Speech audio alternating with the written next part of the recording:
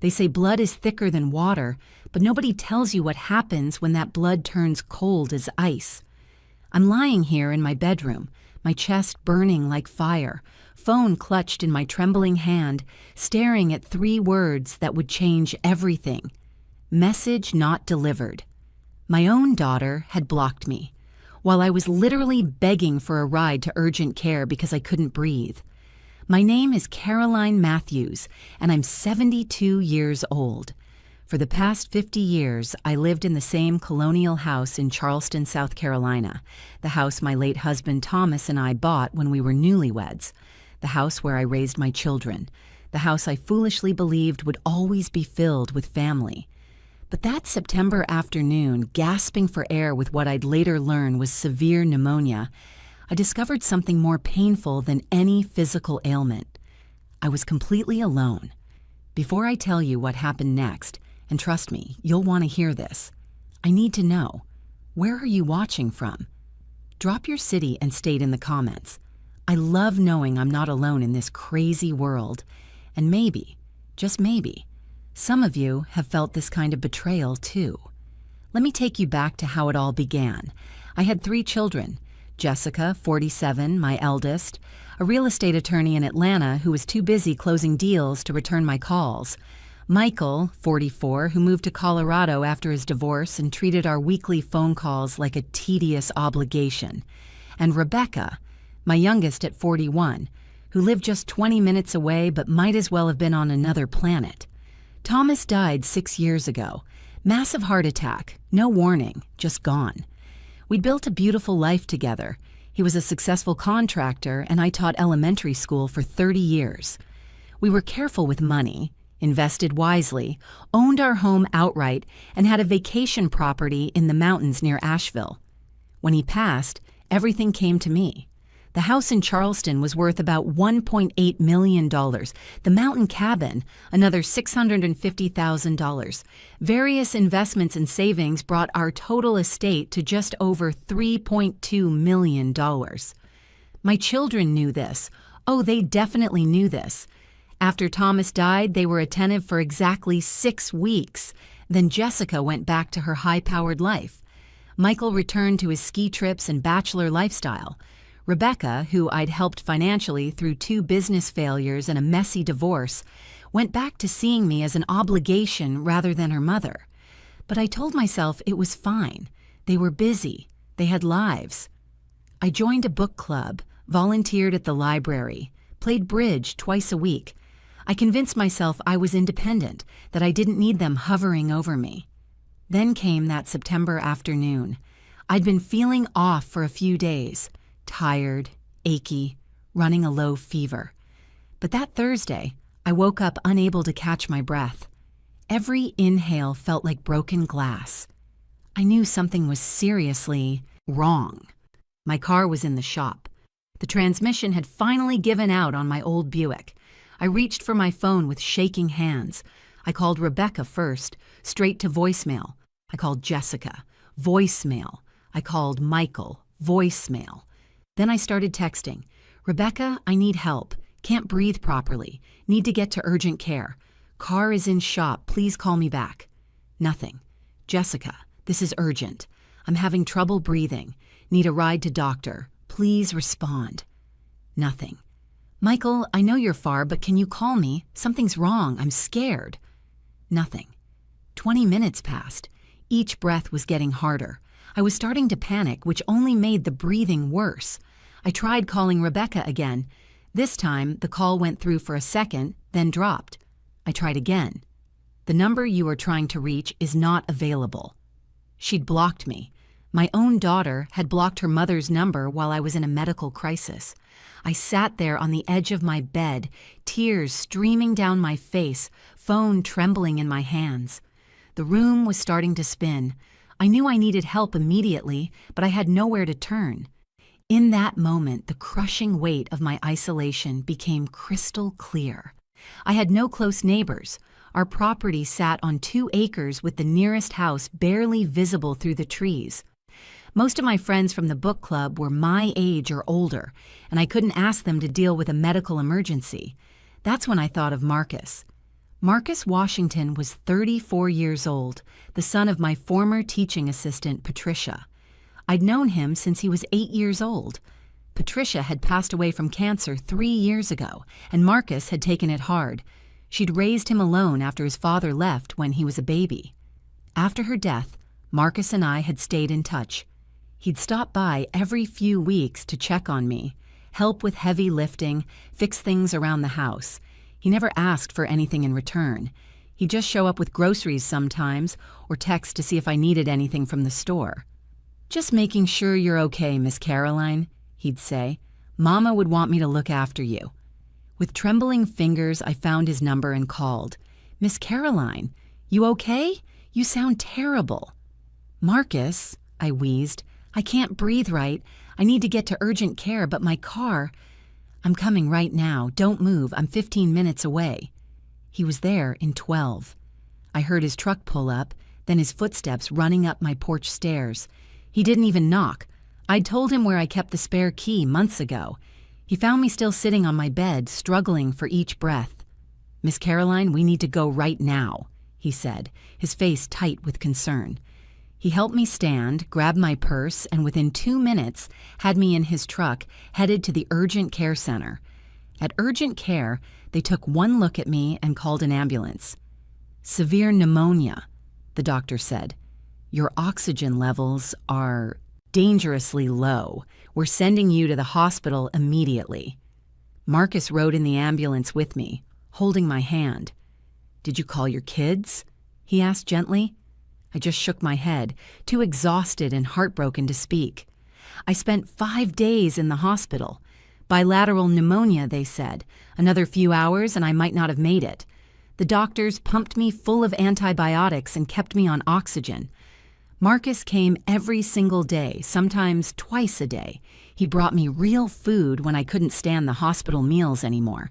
He brought me books and magazines. He sat with me when the nights got long and scary. My children? Radio silence. On day 3, I finally got a text from Rebecca. "Mom, sorry I missed your calls. Been super busy with the new business venture. Hope you're doing okay." The new business venture I'd given her $35,000 to start 6 months ago. I didn't respond.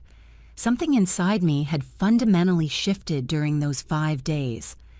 Lying in that hospital bed, watching Marcus show up faithfully while my own flesh and blood couldn't be bothered, I made a decision. When I was discharged, Marcus drove me home and stayed for 2 hours, making sure I had everything I needed. He'd already stocked my refrigerator. He'd mowed my lawn. He'd brought in my mail and watered my plants. "Marcus," I said as he was getting ready to leave, "sit down for a minute. I need to talk to you about something." He sat, concern flickering across his face. "Everything okay, Miss Caroline?" "I want to change my will," I said. "I want to leave everything to you." His eyes went wide. "Miss Caroline, no. I'm not.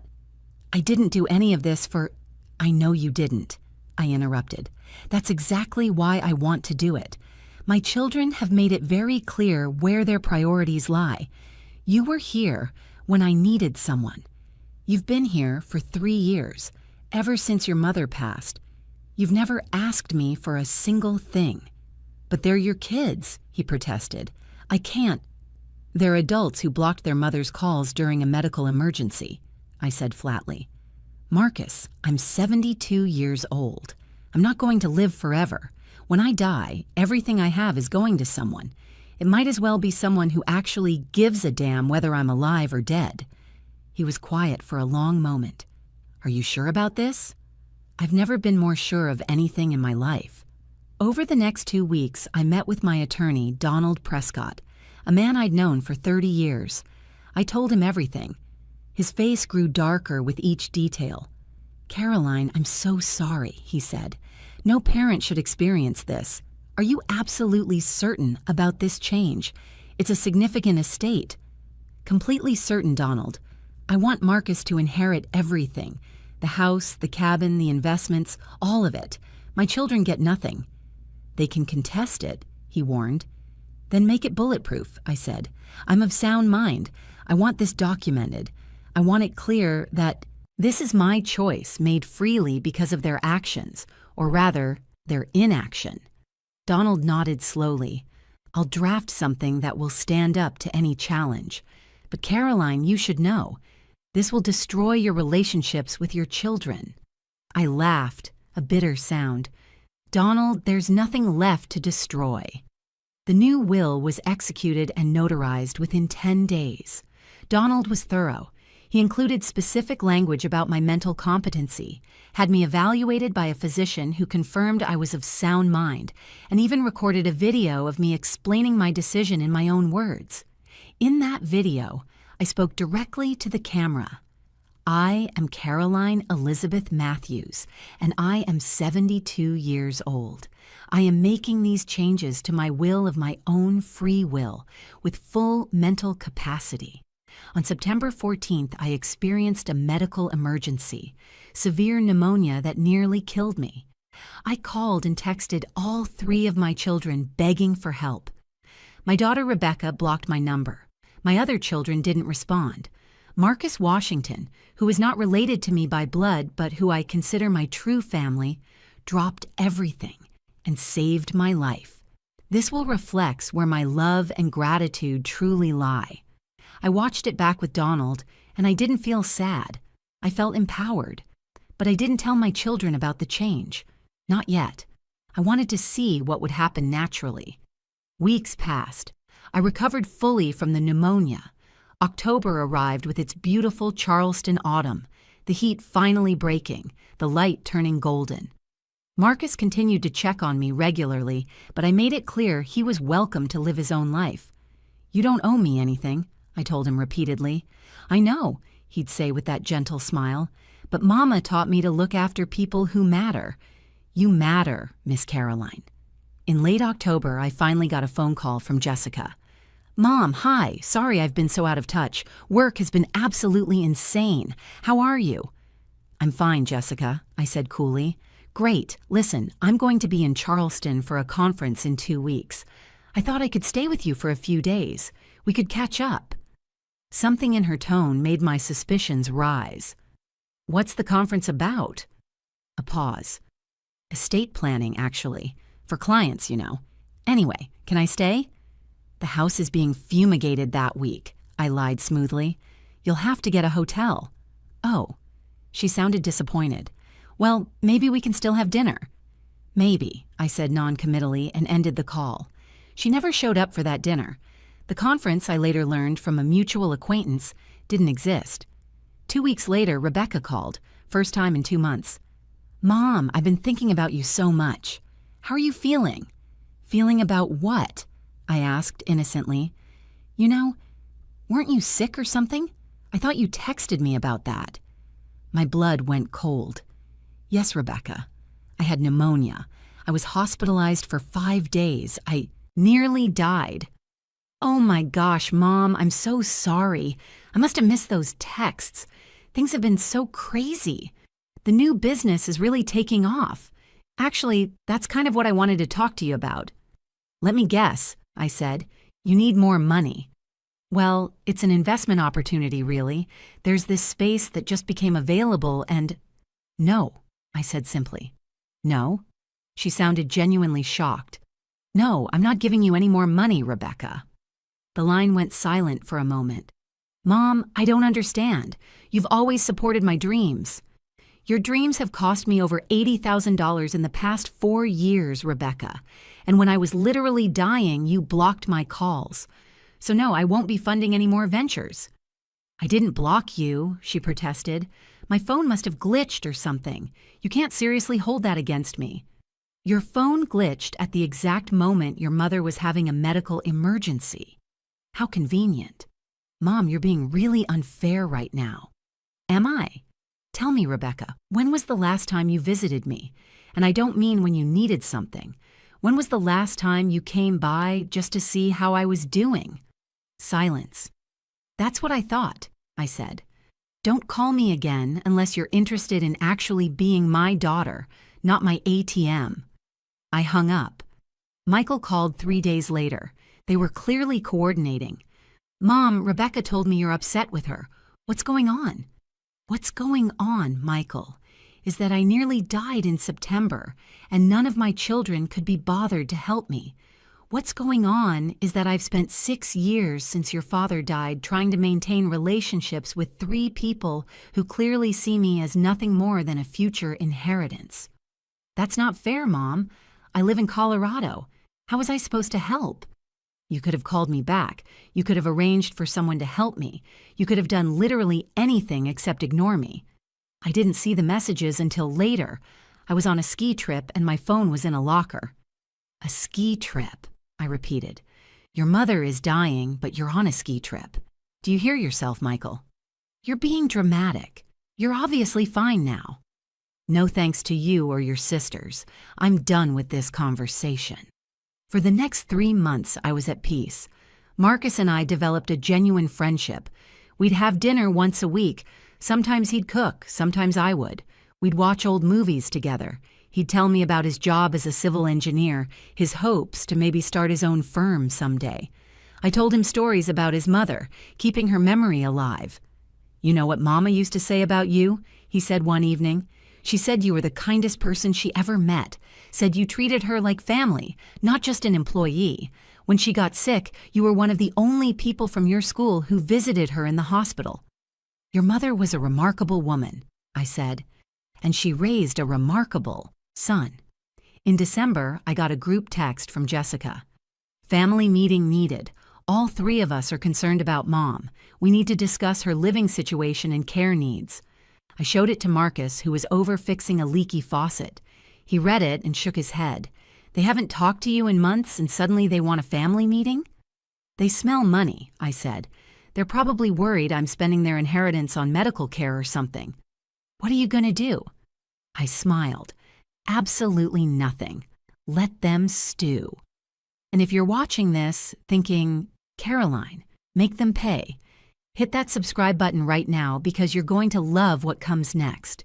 January arrived with unseasonably cold weather for Charleston. Ice coated the live oaks in my yard, turning everything into a crystal wonderland.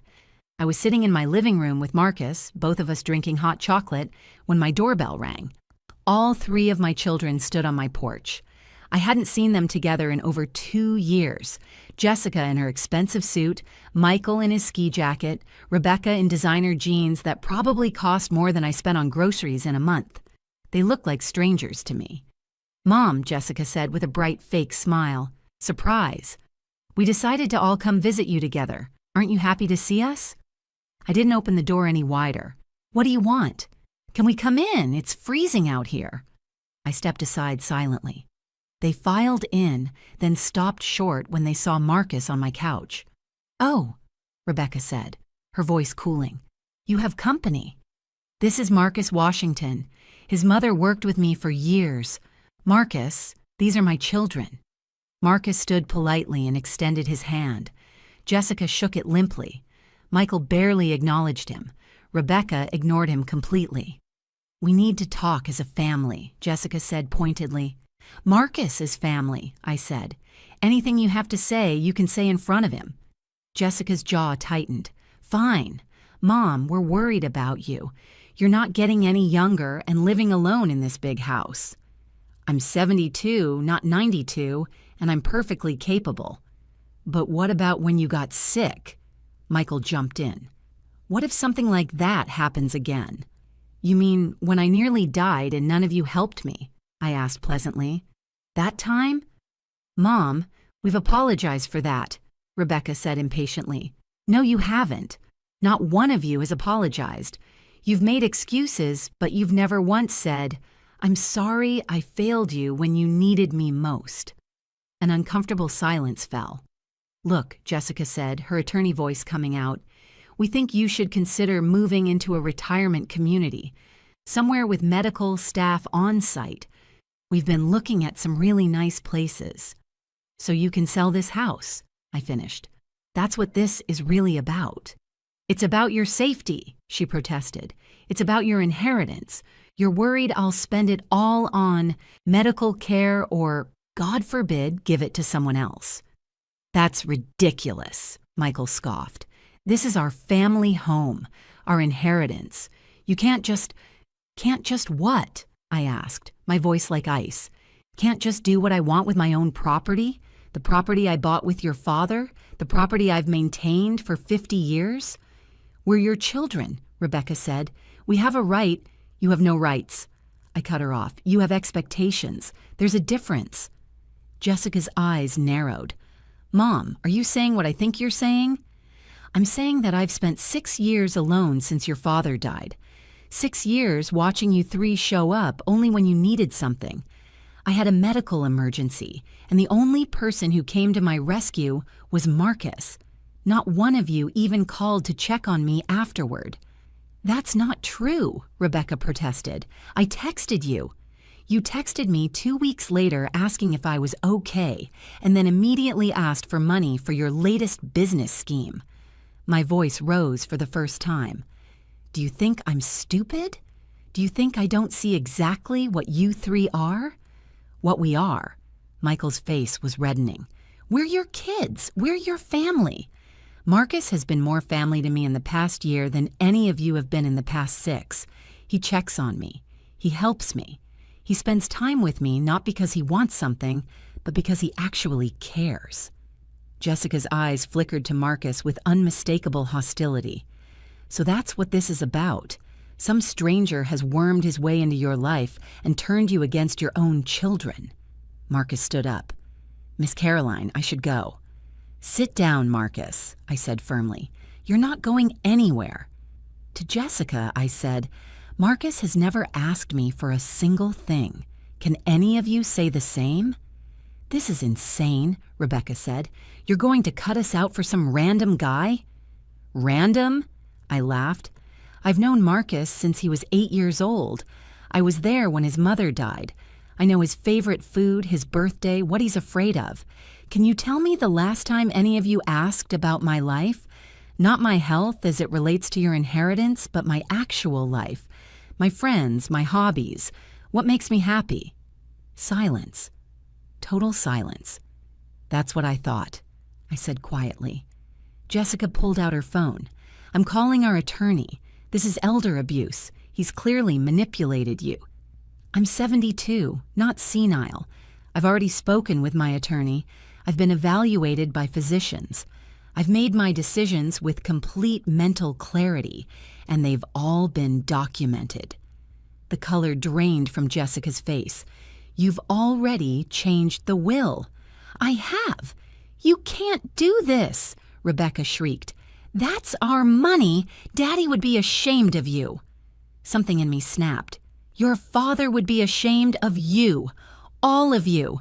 He worked his whole life to build something for our family, and you three have treated me like nothing more than a bank. Account waiting to die. When he had his heart attack, you were all there at the hospital. You cried. You gave beautiful eulogies. And then 6 weeks later, you disappeared from my life. We have our own lives, Mom, Michael said defensively, and I never asked you to give them up. I just asked you to be my children, to call occasionally, to visit without wanting something, to give a damn if I lived or died. Tears were streaming down my face now. When I couldn't breathe, when I thought I might be dying, I called you, all of you. And you know what happened? Rebecca blocked me. Jessica, you didn't even listen to the voicemail for 3 days. Michael, you were too busy skiing. Marcus, a man who owes me nothing, dropped everything and saved my life. So you're giving everything to him? Jessica's voice was venomous. Millions of dollars to someone you're not even related to. He's more my son than Michael has ever been, I said. The words hung in the air like a grenade. Michael's face went purple. You don't mean that. I absolutely mean it. Marcus has shown me more love and respect in 1 year than you've shown me in 6. Yes, I've left everything to him. The house, the cabin, the investments, all of it. When I die, you three get nothing. We'll contest it, Jessica said immediately, her legal mind already working. You can't be of sound mind to make a decision like this. I anticipated that. That's why I have medical evaluations, video testimony, and extensive documentation of your neglect. Donald Prescott made sure this will is absolutely bulletproof. Donald's in on this too? Rebecca looked betrayed. Donald is my attorney. He works for me, not for you. And before you try to claim Marcus coerced me, there are witnesses who can testify that he actually tried to talk me out of it. He didn't want the inheritance. I insisted. Jessica started pacing, her mind clearly racing through legal strategies. There has to be something. Undue influence, diminished capacity. There's nothing, I said firmly. Accept it. You've lost.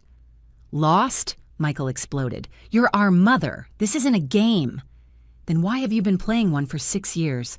Every phone call calculating what you might get. Every visit with your hand out. Don't you dare pretend this is about love now. Rebecca sank onto the couch, her face crumpling. Mama, please. I'm sorry. I'm so sorry about not being there when you were sick.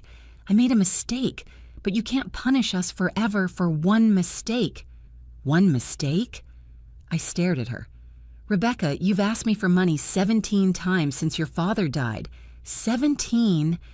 You know how many times you visited just to see me? Twice. Twice in 6 years. And both times you left with a check. I'll pay you back, she said desperately. Every penny. Just please don't do this. It's already done. The will is signed, notarized, and filed. When I die, everything goes to Marcus. What if we're better? Michael asked, a pleading note in his voice. What if we start calling more, visiting more? Would you change it back?